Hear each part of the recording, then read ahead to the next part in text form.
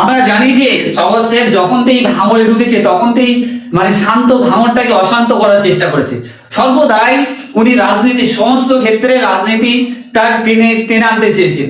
সওয়াল সাহেবের এতে লাভ কি? তিনি তোলাবাজি করা। যে কায়জার সাহেব কি বলছে এই বিষয় সেটাও তো আমাদের জানতে হবে। আমার থেকে সব সমস্যা মিটে যাবে। এক তো এখানে গন্ডগোল ঝামেলা বন্ধ হয়ে যাবে, এখানে দল আরামসে মমতা ব্যানার্জি অভিষেক ব্যানার্জির এই সিটটা কনফার্ম হয়ে যাবে। কায়জার সাহেব ভাঙড়ের মানুষ শান্তিতে উনি সোজা কথায় উত্তর দিয়েছে। যখন 2023-এ আমরা জানি যে 2023-এ যখন সওয়াল সাহেব যখন আমাদের ভাঙড়ে যখন ঢোকে, যখনই ভাঙড়ে যখন এসছে তখনই মানে ভাঙড়টাকে তিনি দিয়ে মানে ভরে দিয়েছে। তখন থেকে অশান্ত দুই দলে, একদিকে আইএসএফ, অপর দিকে টিএমসির মানে শাসক দল। রীতিমতো দুই দলের মানুষ যে আইএসএফ এর দিকে গুলি চালায়, তাদেরকে বোম মারে, কিছু আইএসএফ এর কর্মী মারা যায়। এ থেকে তিনি তার দাদাগিরিটা এখানে ফলিয়েছেন।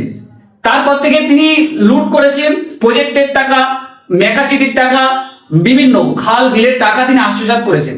তখন আরাবুলকে প্ল্যান করে তিনি জেলে পাঠালেন সওয়াল সাহেব। এই গোষ্ঠী জানত যে আরাবুলের হাত ধরে সওয়াল সাহেব ভাঙড়ে এসেছিলেন। আমরা জানি যে আরাবুল বিগত দিন আমাদের ভাঙড়ে যে টিএমসি পার্টিটা নিয়ে আসার মালিক হচ্ছে একমাত্র আরাবুল সাহেব। সেই আরাবুল সাহেবকে চক্রান্ত করে জেলে পাঠালেন। জেলে পাঠিয়ে নিজে সেই প্রজেক্টের টাকা, সমস্ত টাকা লুট করতে থাকলো। তিনি ইচ্ছা মতো, তার বিরুদ্ধে কেউ কথা বলতে পারে না।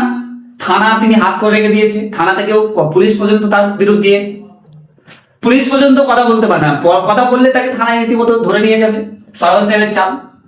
এখন বিগত দিন যাবার পরে এখন কায়জার সাহেব, আরাবুল মুখ খুললেন যে যাকে নিয়ে আসছি উড়িয়ে দাও যে আমরা এই দলটা করব কি করব না।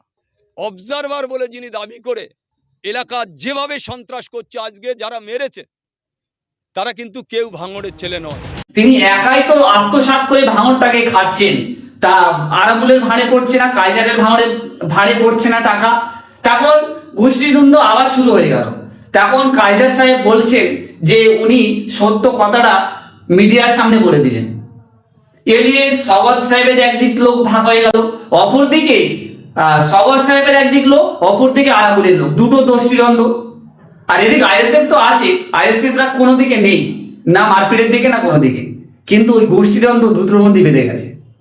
এখানে আমার দেখছে যে আমি স্টেটে একরকম আইএসএফ কে ভোট দেন, তাদের বলি নিজের ভোটটাকে আইএসএফ কে দেওয়া চাইতে বিজেপি কে দিন, তাতে অনেক সুবিধা হবে। কারণ এই পার্টিটা বিজেপির চাইতেও খারাপ, ভয়ঙ্কর মিথ্যাবাদী পার্টি। ভাষণ দিয়েছি, সমস্ত মুসলমানরা, ভাঙড়ের মানুষ বুদ্ধ হয়ে গেছে যে বিজেপিকে ভোট দিতে বলছে। তখন আবার এই রেজাও মানে শফিকুল গাজীর বাড়িতে আবার অন্যরকম রাজনীতি ফলাচ্ছেন। আবার এই একজন কর্মী, টিএমসির কর্মী, তিনি কি বলছেন সেটাও দেখেন। প্রশাসনিক বৈঠকে বলেছে যে ও তো বোম বাঁধে। তো বোম বাঁধা বিধায়ক এই ধরনের কাজ করা ছাড়া তার তো রাজনৈতিক অস্তিত্ব টিকে থাকবে না। সংখ্যালঘুদেরকে বিপদে ফেলার মূল কারিগর এই সৈকত মোল্লার মতন তৃণমূল কংগ্রেসের। আমরা জানি যে মমতা বন্দ্যোপাধ্যায় আমাদের মুখ্যমন্ত্রী, তিনি ডাইরেক্ট যাকে নটরাজ ক্রিমিনাল বলে আখ্যা দিয়েছেন। সেই নটরাজ ক্রিমিনাল যাকে আখ্যা দিলেন, সে তার লোক দলবল তার বিপক্ষে এখন মুখ খুলছে।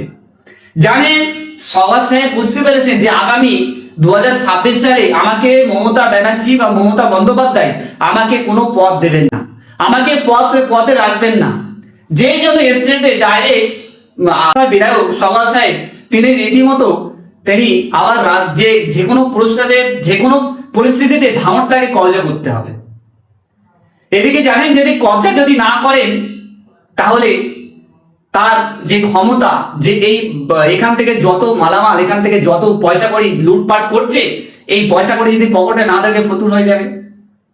এদিকে ভালো ধরনের সওয়াল সাহেবের মাথা খারাপ হয়ে যাচ্ছে। আর এদিকে কায়জার, আরাবুল, যে যাকে আমরা খাল কেটে কুমির নিয়ে এসেছি তাকে তো জালে তো বন্দি করতে হবে। এই নিয়ে একদিকে যেমন কায়জার, অপরদিকে আর একদিক কায়সার আরাবুল, অপরদিকে সওয়াজ সাহেবের লোক, গোষ্ঠীদ্বন্দ্ব। আবার অপরদিকে যে এসআইআর নিয়ে আবার মানুষের মাঝে আবার আতঙ্ক সৃষ্টি করছে, যে মানুষের ভুল ভাল ব্যাখ্যা দিচ্ছে এই ক্যানিং পুরো বিধানসভা বিধায়ক সওয়াজ সাহেব। ভারী একটা ভাঙড়ে একটা অন্যরকম ঐতিহাসিক একটা ভালো রকম খেলা হচ্ছে। যদি সত্যি রাজনীতি, এত জায়গায় রাজনীতি হচ্ছে, ঠান্ডা দিমাগে রাজনীতি হচ্ছে, কিন্তু ভাঙড়ের রাজনীতিটা সম্পূর্ণ আলাদা ধরনের। এখানে তোলাবাজি আর যার বোম মেশিনের জোর আছে সে রাজনীতি দাঁড়াতে পারবে। শুধু একটাই কারণ, যে এই টাকা, এখানে টাকা কত টাকা উঠছে সেটা মানুষ জানে না। এখানে শুধু টাকা আর টাকা, প্রজেক্টের টাকা, নানা ধরনের টাকা, এখানে শুধু রাজনীতিটাই জানে যে কত টাকা এখানে উঠছে। অপরদিকে খয়রুল সাহেবের, অপরদিকে সওয়াজ সাহেবের লোক, এদিকে আবার কায়সার সাহেবের অফিস ভাঙচুর করছে। এই নিয়ে নানা রকমের দিক বেদিক করছে। একমাত্র সমস্ত সবাই জানে, এমনকি মুখ্যমন্ত্রীও জানে যে সওয়াজ সাহেবের যদি ভাঙড় থেকে তুলে নেওয়া হটে দেয়, ভাঙড়টা পুরো ঠান্ডা হয়ে যাবে।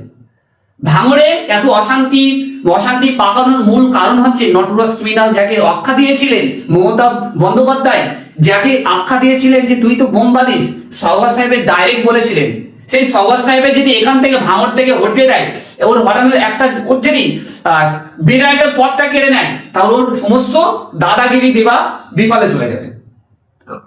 মমতা বন্দ্যোপাধ্যায় এটা ভালোভাবে জানে, কিন্তু আগামী দিনে কি মমতা বন্দ্যোপাধ্যায় সেটা কি করবেন যে ওর মতো নটরাজ ক্রিমিনালকে একজন এমএলএ পদ দেবেন?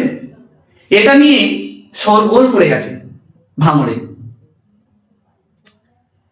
অপরদিকে সওয়াজ সাহেবের মাথা তো খারাপই হয়ে গেছে এই চিন্তায় যে আমি যদি পদ যদি না পাই, এই যদি পদ যদি না পাই, যে একদিকে যেমন আমার আত্মসাৎ করা পয়সাও যেমন বেফালে যাবে, অপরদিকে কি হবে, অপরদিকে আমার মানুষ, ভাঙড়ের মানুষ আমাকে কড়াই মুন্ডায় দেখে নেবে, এই ভাঙড়ের মানুষ আমাকে ছাড়বে না, সেদিকেও তো সওয়াজ সাহেবের খেয়াল রাখতে হচ্ছে। এই জন্য একেবারে সওয়াজ সাহেব কি করবে কিছুই ভেবে পাচ্ছি না। কিন্তু আগামী দিন আমরা চোখ রাখবো কি সওয়াজ সাহেব আবার কি বিধায়কের পদ পাবেন, না ওনার জায়গায় আবার আসবেন।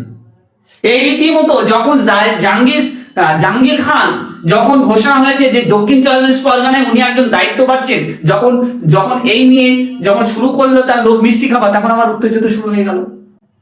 আমরা চোখ রাখি আগামী দিনে ভাঙড়ে সেই দিনটা শুধু অপেক্ষায়, যে সওয়াজ সাহেব সত্যি দায়িত্ব থেকে রিমুভ হয়ে যাচ্ছে কি উনি চলে যাচ্ছেন। আমরা চোখ রাখবো গোলো মাইন্ড চ্যানেলে। তাই সকলকে শুকরিয়া জানাই, সকলকে ভালো থাকবেন, সুস্থ থাকবেন। জয় হিন্দ, জয় ভারত।